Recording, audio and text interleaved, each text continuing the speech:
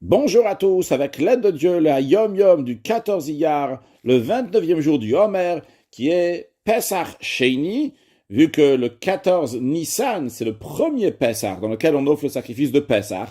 Si quelqu'un était impur, si quelqu'un était dans un chemin lointain, il n'était pas à Yerushalayim à Jérusalem le jour de Pesach, du 14 Nissan, pour amener le sacrifice de Pesach, il pourra se rattraper en amenant le sacrifice de Pesach le 14 Iyar, un mois plus tard, donc ce qui est Pesach Sheni. Le rabbi nous dit, il faut étudier le Chumash du jour, le Tehillim du jour, le Tanya du jour. Puis, il nous explique le sens profond de Pesach Sheni, quel est le message à en tirer de Pesach Sheni.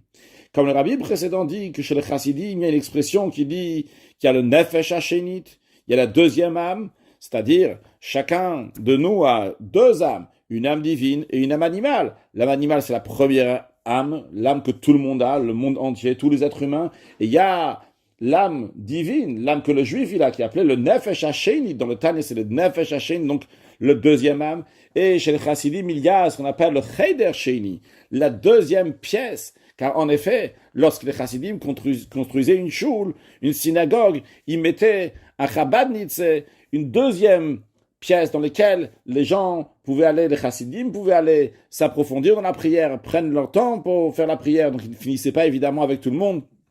Ils avaient du temps pour prendre le temps dans la prière. Et la troisième chose qui a un sheni, qui a un deuxième, en plus de nefesh sheni, la deuxième âme, et cheder sheni, la deuxième pièce, il y a pesach sheni, le deuxième pesach.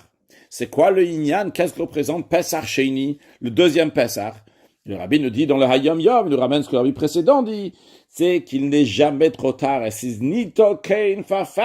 jamais trop tard, c'est jamais perdu. On peut toujours arranger. Même quelqu'un qui était impur, même quelqu'un qui était dans un chemin lointain, et même que c'était lachem, c'est-à-dire que c'était de sa propre volonté, quand même, il a la possibilité d'arranger, il a la possibilité de rectifier, il n'y a pas une situation qu'on peut rien faire. Et comme le rabbi précédent conclut que quand on prend le Nefesh HaSheni, le deuxième âme, et on la fait rentrer dans le Cheder Sheni, dans la deuxième pièce de la synagogue, là-bas on prie, etc., eh bien par cela, ça se fait un Pesach Sheni, que tout devient rectifié et que tout devient arrangé. Mashiach now, un excellent Yom.